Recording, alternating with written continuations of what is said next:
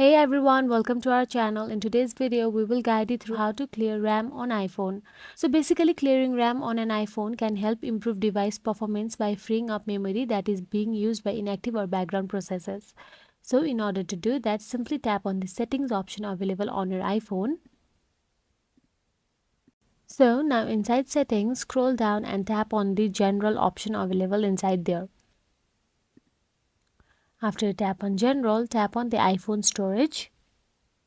So inside iPhone storage, go through your apps and delete the ones you no longer use.